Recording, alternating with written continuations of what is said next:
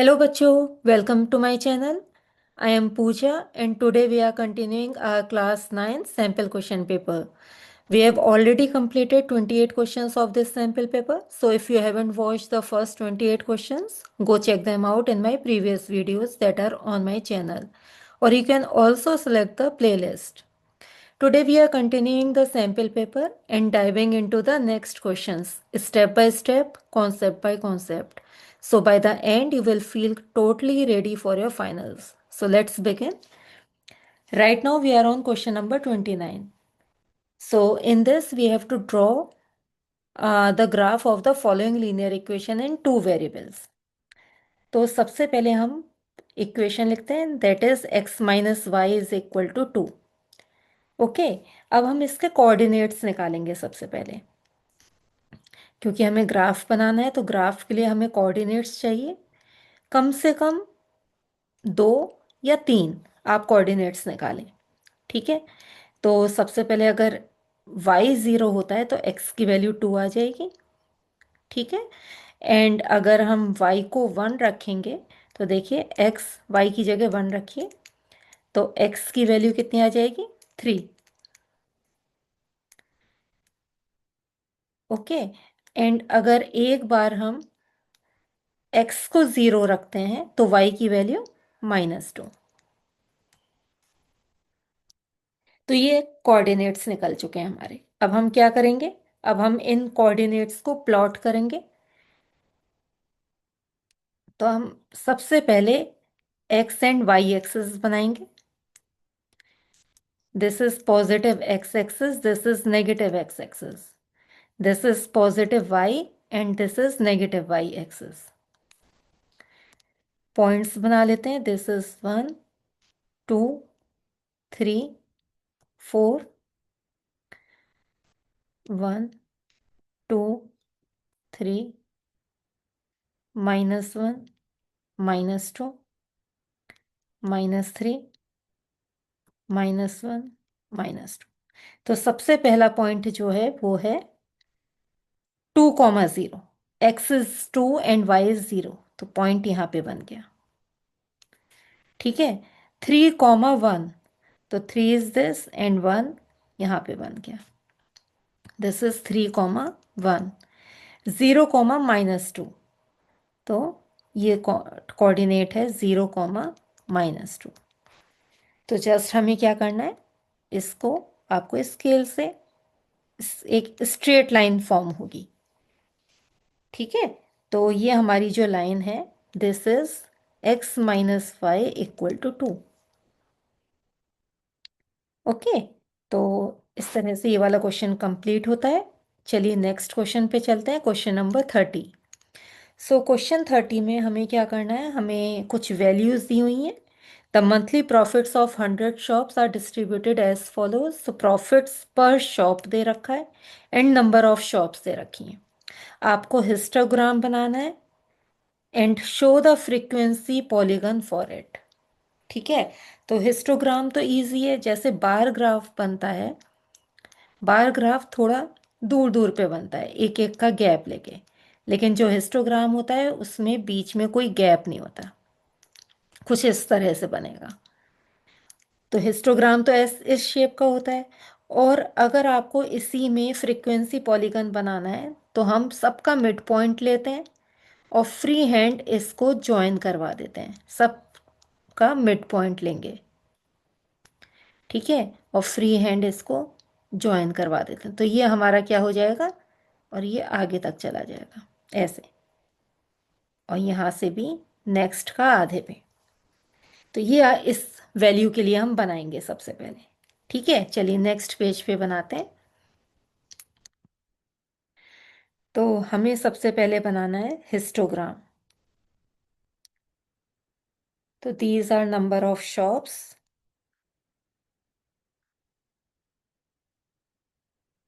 And यहाँ पे है प्रॉफिट्स पर शॉप।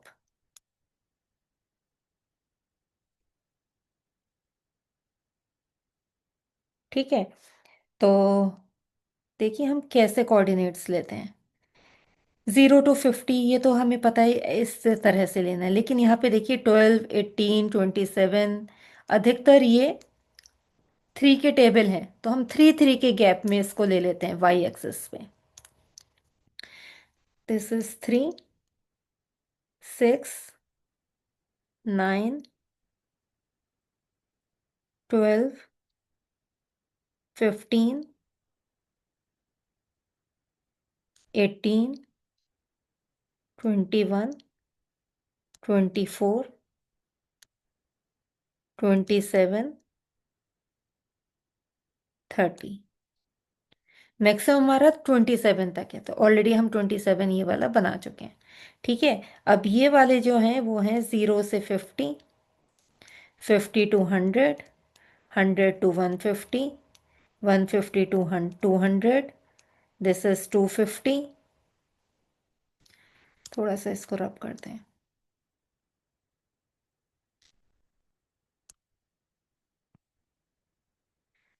300, ठीक है, एंड दिस इज 350। तो सबसे पहला 0 से 50 जो हमारा जा रहा है वो जा रहा है 12 पे। 0 पे 50, 12 पे। 50 टू 100, 18 पे।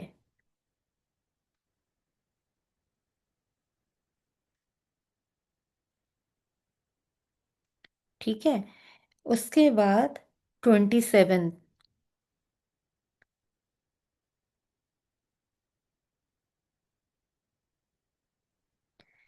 And then 20। तो ये 18 है, यहाँ पे 20 के करीब हो जाएगा। देन 17, 18 से जस्ट थोड़ा सा नीचे, एंड देन 6। ठीक है, तो ये तो हो गया हमारा हिस्टोग्राम। अब आपको फ्रीक्वेंसी पॉलीगन बनाना है, तो मैंने क्या बताया था, सबका मिड पॉइंट आप मार्क करिए। This is the mid point. ये सारे मिड पॉइंट्स हैं इसके, और यहाँ पे भी। और इसको आगे बढ़ाइए, ये है -50, तो इसका यहाँ पे मिड पॉइंट, और इसको आप फ्री हैंड ज्वाइन करवा दीजिए।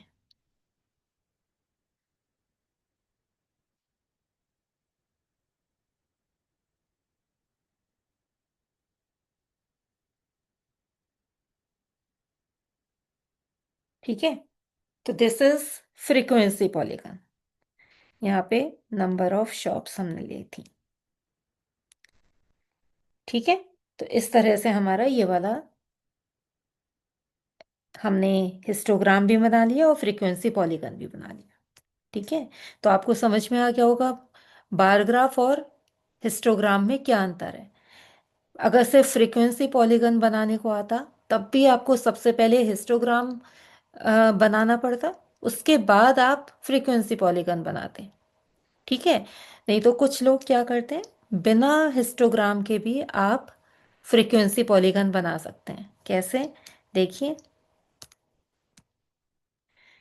ये 50 है, यहाँ पे सबसे पहला जो है वो 12 पे है, तो 3, 6, 9, एंड दिस इज 12। 0 to 50 आपका मिड पॉइंट यहाँ पे है कहीं, तो इसका आप यहाँ पे मिड पॉइंट देखेंगे और यहाँ पे पॉइंट मार्क कर लेंगे। तो ऐसे आप आगे के सारे पॉइंट्स मार्क कर करके इस 0 to 50, 50 to 100 का मिड पॉइंट्स तक, मिड पॉइंट से उस नंबर तक जो आपको यहाँ पे नंबर ऑफ शॉप्स का दिया हुआ है, तो उससे आप डायरेक्ट फ्रीक्वेंसी पॉलीगन भी बना सकते हैं। ठीक है, चलिए नेक्स्ट क्वेश्चन करते हैं, इसी का ही बी पार्ट है, optional. The following data gives the production of food grains in 1000 tons for some years. आपको ईयर दे रखा है एंड प्रोडक्शन इन 1000 टन्स दे रखा है। Represent the data with the help of a bar graph. आपको bar graph बनाना है। अभी हमने हिस्टोग्राम बनाया, हिस्टोग्राम पास पास में बनता है, लेकिन इसमें गैप लेके बनेगा। और देखिए, सारी की सारी जो आपको रीडिंग्स दी हुई हैं, जो वैल्यूज़ दी हुई हैं, फ्रीक्वेंसीज जो दी हुई हैं प्रोडक्शन की, वो 10 का मल्टीपल है। ठीक है, तो ऐसे नहीं हम 10, 20, 30, 40, 10, 10 का गैप लेंगे, नहीं, आप 50 का भी गैप ले सकते हैं, आप 40 का भी गैप ले सकते हैं, वो आपके ऊपर है, या 30 का गैप। ठीक है, तो हम यहाँ पे 40 का गैप लेते हैं। This is 0, 40, 80, 120, 160, 200, 240, 280। ठीक है। एंड यहाँ पे आपके पास ईयर दे रखे हैं, तो ईयर दे रखे हैं तो यहाँ पे हम डायरेक्ट सिर्फ हम कोऑर्डिनेट्स बना देते हैं, पॉइंट्स मार्क कर देते हैं और उसके बीच में हम ईयर्स लिख देंगे।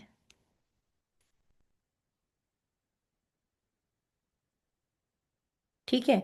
अब सबसे पहला है 1995 में 120, तो 120 यहाँ पे,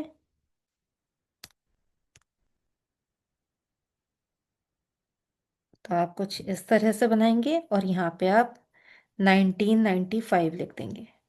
इस ईयर में जो प्रोडक्शन है वो 120 की है। 1996 में 150, तो 1996 का 160 से थोड़ा सा नीचे, और ये है 1996 की प्रोडक्शन। देन 97 में 140, तो 120 और 160 के मिड में 1997 का 140 हो गया। देन 180, 180, 160 और 200 के बीच में, तो ये 1998 का हो गया। एंड देन 1999 में 170, 160 से थोड़ा सा ऊपर।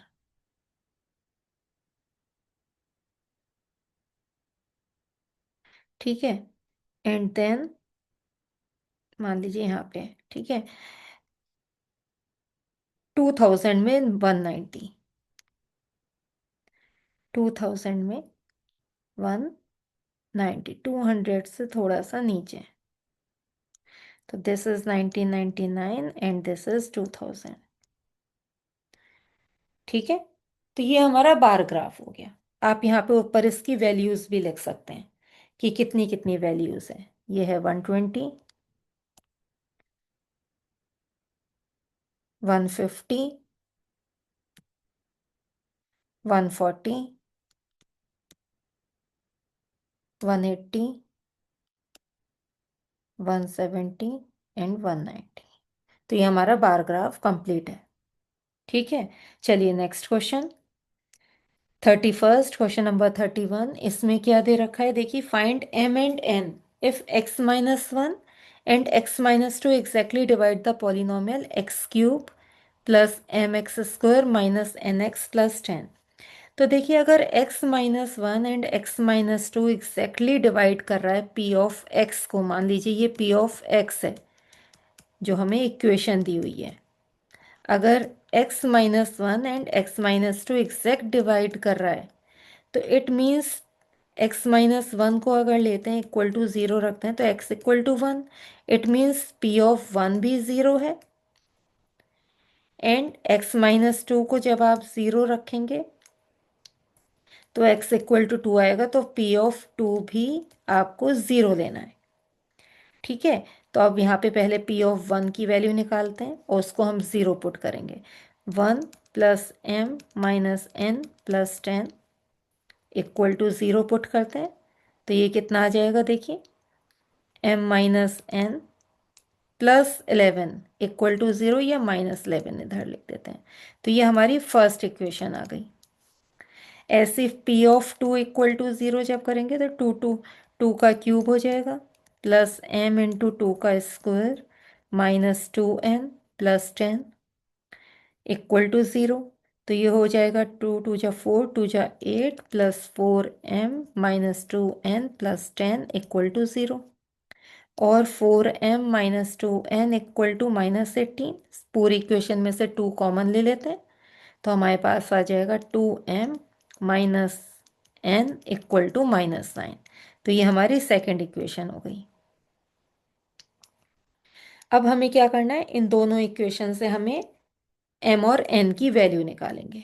तो सबसे पहली इक्वेशन है m minus n equal to -11 and second equation है 2m minus n equal to -9। ठीक है, अब हम क्या करते हैं, इन दोनों इक्वेशंस को सब्ट्रैक्ट कर देते हैं। सब्ट्रैक्ट करेंगे तो जो सेकंड इक्वेशन है उसके सारे साइन चेंज हो जाएंगे। -11 प्लस 9 इज -2, ये दोनों आपस में कट हो गए, एंड -m। तो यहाँ से m की वैल्यू आ गई 2।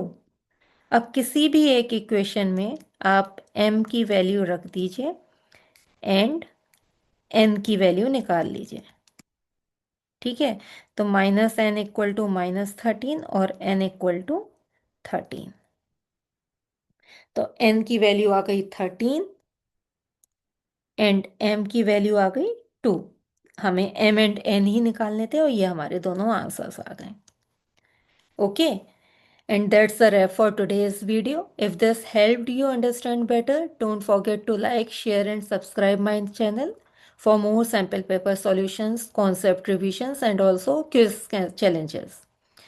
Drop a comment below telling me which topic you want next and I will see you in my next video. Until then, keep learning, keep practicing.